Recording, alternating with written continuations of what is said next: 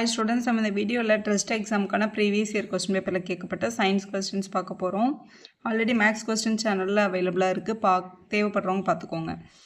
கீழ்கண்ட வெப்பநிலைகளில் உங்களுக்கு காய்ச்சல் உள்ளது என்பதை சரியாக குறிப்பிடுவது எது அப்படின்னு கேட்டிருக்காங்க. செல்சியஸ், கெல்வின், ஃபாரன்ஹீட் எல்லாமேவான்னு சொல்லியிருக்காங்க. ஃபாரன்ஹீட் அப்படின்றதான் கரெக்டான ஆன்சர், செகண்ட் ஆப்ஷன். ஸோ அடுத்த கொஸ்டின் பாருங்கள். கீழ்காணும் திரவங்களுள் எது அதிக பாகுநிலை உடையது அப்படின்னு கேட்டிருக்காங்க. கிரீஸ் அப்படின்றது தான் உங்களோட சரியான ஆப்ஷன். அடுத்த கொஸ்டின் பாருங்க. Kaleidoscope work on the principle of what அப்படின்னு கேட்டிருக்காங்க. ஒளியின் பன்முக எதிரொலிப்பு அப்படின்றது தான் சரியான பதில், உங்களோட ஃபோர்த் ஆப்ஷன்ல இருக்கு. அடுத்த நீரின் வெப்பநிலையை 1 கெல்வின் உயர்த்த 1000 ஜூல் பர் கெல்வின் வெப்பம் தேவைப்படுகிறது. அதன் வெப்பநிலையை 10K உயர்த்த எவ்வளோ வெப்ப ஆற்றல் தேவைப்படும் அப்படின்னு கேட்டிருக்காங்க. இப்போ இது ஆக்சுவலாக 1Kக்கு இவ்வளோனா 10Kக்கு நம்ம யூஸ்வலாக மல்டிபிள் தான் பண்ணுவோம். அப்போ 10,000 வரும். ஆனால் அது ஜூல் பர் கெல்வின் நம்மளுக்கு வந்து பாருங்களேன் கிலோ ஜூலில் கொடுத்துருக்காங்க.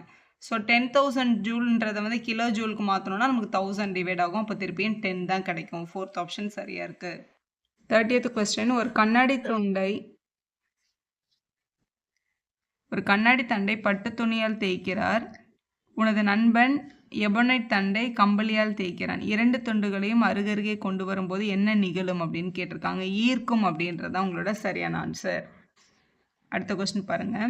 ஒரு ஒளி 10 ஹெர்ட்ஸ் அதிர்வெண் மற்றும் 7 மீட்டர் அலைநீளம் கொண்டுள்ளது. அந்த ஒளியோட வேகம் என்ன அப்படின்னு கேட்டிருக்காங்க. ஒளியோட வேகம் அப்படின்றது இதில் வந்து அவங்க கொடுத்துருக்கிறது வந்து அதிர்வெண் அப்படின்றத வந்து நம்ம வந்து ஃப்ரீக்வன்சி அப்படின்னு சொல்லுவோம். அது மாதிரி உங்களோட அலைநீளம் வந்து நம்ம லேம்டான்னு சொல்லுவோம். நம்மளோட ஒளியோட வேகம் வந்து 2 பேரையும் மல்டிபிள் பண்ணால் கிடைக்கிற உங்களோட ப்ராடக்ட் தான். அப்போ 10ஐ 7ஐ மல்டிபிள் பண்ணும்போது நமக்கு என்ன கிடைக்குது? 70 கிடைக்குது. 70 மீட்டர் பர் செகண்ட்ன்ற 2வது ஆப்ஷன் தான் சரியான ஆப்ஷன். அடுத்து பாருங்கள். தங்கத்தை சீரான காந்த புலத்தில் தொங்க விடும்போது என்ன நடக்கும்னு கேட்டிருக்காங்க.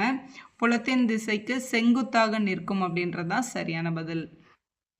33. சந்திராயன் 2 நிலவின் டேஷ் துருவ பகுதியை ஆய்வு செய்வதை நோக்கமாக கொண்டுள்ளது அப்படின்னு கேட்டிருக்காங்க. தெற்கு திசையை அப்படின்றது தான் உங்களோட சரியான ஆன்சர், செகண்ட் ஆப்ஷனில் இருக்கு.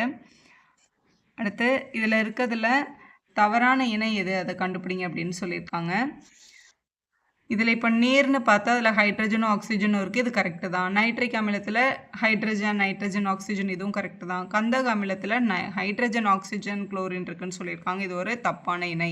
இதை தான் உங்களை கண்டுபிடிக்க சொல்லியிருக்காங்க. இதில் எது தவறாக பொருந்திருக்குன்னு கேட்டிருக்காங்க. கந்தக அமிலம் தான் தவறாக பொருந்திருக்கு.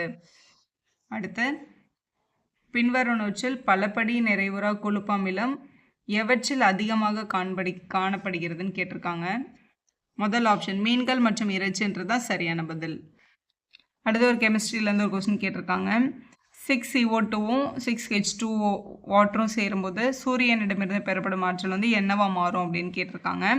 ஸோ இதை கால்குலேட் பண்ணி பார்த்தா C6H12O6 கிடைக்குது. செகண்ட் ஆப்ஷன் சரியாக வந்திருக்கு.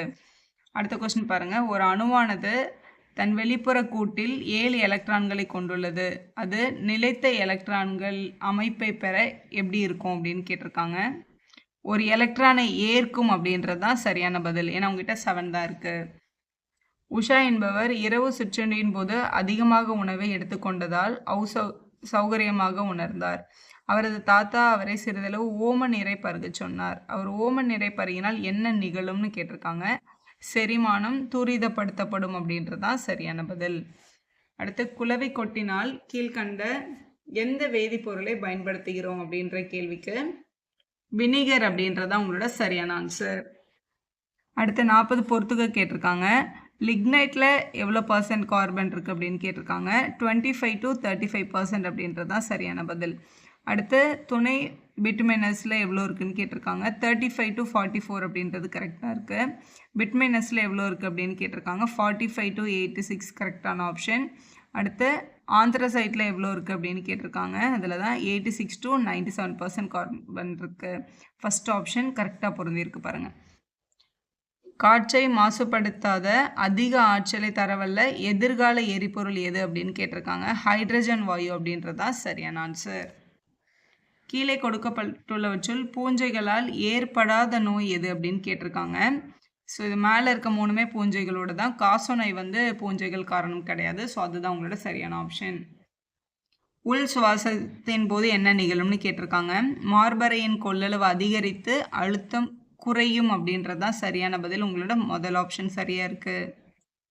டேஷ் காலநிலை மாற்றத்தினையும் காற்று மாசுபடுத்தலின் விளைவினையும் விளக்கும் ஒரு இயற்கை உயிரி சுட்டியாகும்னு கேட்டிருக்காங்க. லைக்கன் அப்படின்றதான் உங்களோட சரியான பதில்.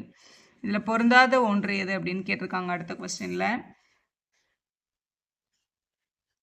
பொருந்தாத ஒன்றை தேர்ந்தெடுக்க சொல்லியிருக்காங்க. டூடோ, உதோ தவளை, ராட்சச அணில், பனிச்சிறுத்தைன்னு கொடுத்துருக்காங்க. இதில் டூடோ வந்து ஒரு பேர்டு, அது இப்போ இல்லை, அது ஒரு ஃபைட்லெஸ் பேர்டு அப்படின்னு சொல்லுவாங்க. ஸோ அதுதான் இதில் ஆட் ஒன்னாக இருக்குது.